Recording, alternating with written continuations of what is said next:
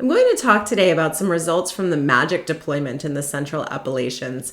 And I'm really happy to get a chance to talk about these results at this meeting. I presented preliminary results from MAGIC at the 2016 Eastern Section meeting, and I had literally just come from the field. We finished the demobilization of the instruments, and then the next day I drove to Reston and gave my talk on some of the preliminary findings from MAGIC. And I'm really happy to be able to follow that up with this talk at this meeting about some of the work that I have done along with this very long list of collaborators on the MAGIC data since then. So over here on the left is a map of the MAGIC deployment. So we deployed broadband seismometers, and those are represented by the triangles. There was also a companion magnetotelluric deployment, and those are the yellow squares. That was done by Rob Evans at Woods Hole. So MAGIC was designed to go over the Appalachian Mountains and also to cross a number of geologic and tectonic boundaries. These include the Grenville Front over here in the western part of the array. These purple dashed lines are the Rome Trough. This is a rifting structure associated with the breakup of Rodinia, the Rodinia supercontinent. This orange dashed line here is the Appalachian Front. The array goes right through the Central Virginia seismic zone, and this black star here is the location of the Mineral Virginia earthquake. And then we also go through a region of anomalously young volcanism that's represented by this white star here. This is from a paper by Matza et al., where they looked at these anomalously young, mostly basalts that were erupted during the Eocene.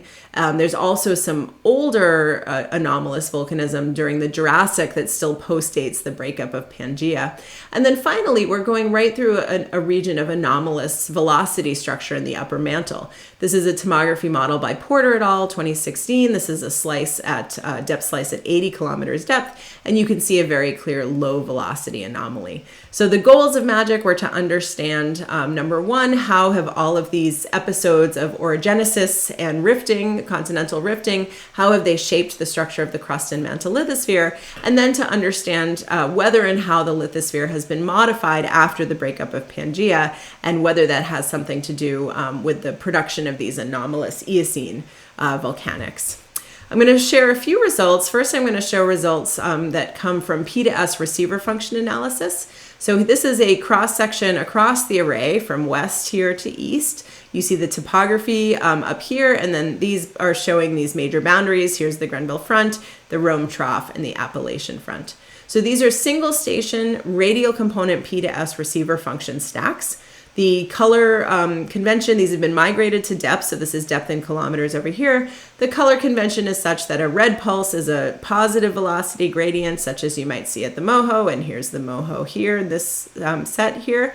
And then we also see some evidence for negative velocity gradients, such as this feature here, which are represented with blue pulses. So what have we learned from the receiver function analysis? First, just to think about the crustal thickness, this is another view of the same data, where we've just picked and estimated the depth to the MOHO beneath each of these stations. So here in the eastern part of the array, we have relatively thin crust, roughly 35 kilometers or so. We see a very sharp step in the MOHO, going to much thicker crust beneath the Appalachian Mountains. As we continue to the west, we see evidence for relatively thin crust beneath the Rome Trough. It's thinner than the crust either to the east or to the west.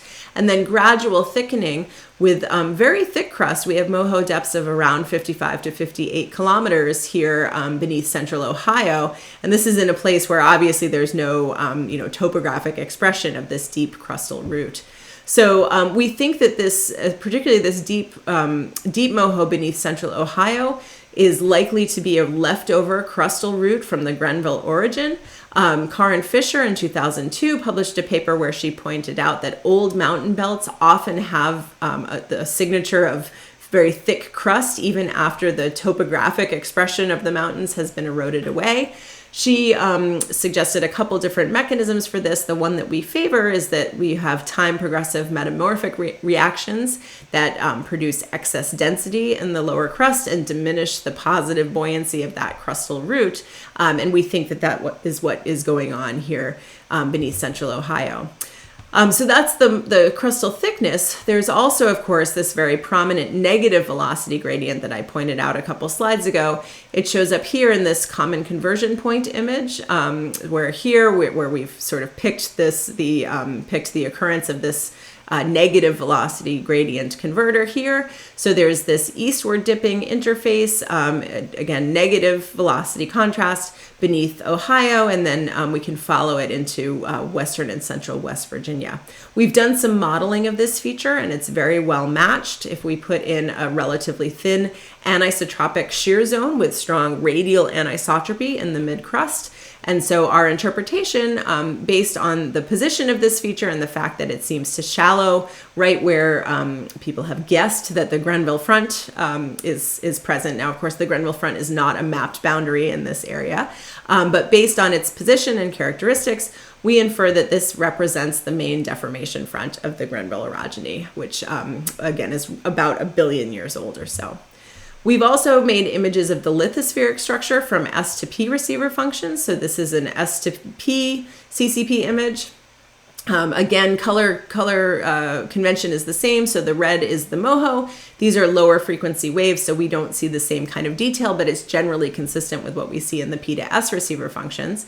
As we go deeper than the base of the crust in this image, we also see a number of prominent negative velocity gradients. Out here in the west, there's a prominent, fairly flat lying converter that we interpret as a mid-lithospheric discontinuity. Out here in the eastern part of the array, we infer that this one is the lithosphere-asthenosphere boundary, a little deeper than 100 kilometers or so. And then right here beneath the mountains, this is where the Appalachians are, we see a very shallow and gently westward dipping negative velocity gradient converter that's quite shallow right beneath the mountains at a depth of about 80 kilometers, and then dips to the west, and you can perhaps even follow it all the way out to here. So we interpret that this is the lithosphere-asthenosphere boundary, and that this is telling us that we have very thin lithosphere beneath the present-day Appalachian Mountains. Now, we've interpreted this S to P receiver function image together with the electrical conductivity model. These were both published together in a paper last year by Evans et al. This is Rob Evans' electrical conductivity model based on the MT measurements. So where you see red colors, this is the highly conductive asthenosphere. Where you see blue colors, this is the highly resistive asthenosphere. And here's the model. Again, here's where the central Appalachians are, where the mountains are. And again, we would infer a very thin, a very shallow lithosphere-asthenosphere boundary. Again, lithospheric thickness of roughly 80 kilometers or so. And again, an LAB that dips gently out here to the west. Somewhat thicker lithosphere out here to the east, and thicker lithosphere out here to the west as we get into the Grenville. So both the magnetotellurics and the S to P receiver functions suggest a shallow LAB beneath the mountains that dips to the west. There are several other lines of evidence for particularly thin lithosphere beneath the present-day Appalachian Mountains. Over here on the left, this is an estimate of attenuation parameter. This is work done by Joe Burns and Max Bazada, where they took data from the MAGIC deployment and measured P-wave attenuation, and they found evidence for highly attenuating low Q upper mantle right here beneath the mountains, with a little less attenuation out here to the east, and then much less attenuation out here to the west. So again, this is also consistent with particularly thin lithosphere right here beneath the mountains. We've also had a careful look at body wave travel time residuals. So we've looked both at P waves and S waves. This is work led by a Yale grad student, Ved Mittal, and he has looked at, this is just from one particular event, his P wave travel time residuals, and this helps us again to just see where this low velocity anomaly is in the upper mantle. So taken together, the attenuation, the travel time residuals, the S to P receiver functions, and the electrical conductivity, along with previously published seismic tomography models, all argue for very thin lithosphere beneath the central Appalachians. And all of this is consistent with models proposed by Matza and others to explain the Eocene volcanism. And so they invoked some kind of lithospheric delamination or lithospheric loss event. So all of this hangs together quite nicely with the seismic and geophysical imaging that we've been doing with the MAGIC data. Now, this still leaves some outstanding questions. In particular, we don't know yet why this happened and what controlled the location and timing of this lithospheric loss event.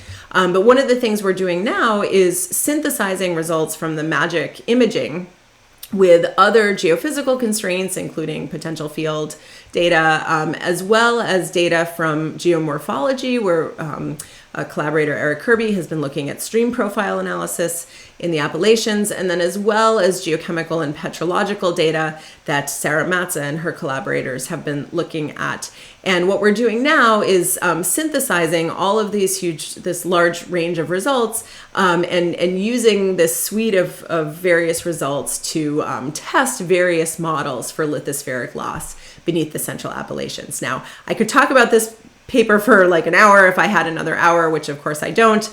But if you're interested, keep an eye out for this kind of grand synthesis of possible models for lithospheric loss beneath the Central Appalachians.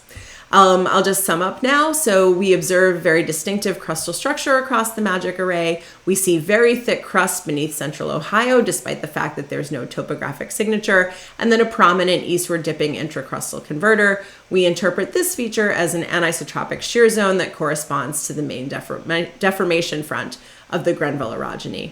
We also see several lines of evidence from tomography, body wave travel time analysis, attenuation, S2P receiver functions, and electrical conductivity modeling for thin lithosphere beneath the Central Appalachians, and this is consistent with some kind of lithospheric loss event during the Eocene. One of the things that I think is really interesting to come out of these, the results from MAGIC, is that we simultaneously see evidence both for, on the one hand, the preservation of features in the crust since the Grenville orogeny, so over 1 billion years of Earth history, but then also, on the other hand, we see evidence for relatively recent modification of lithospheric structure on the passive continental margin. Thank you.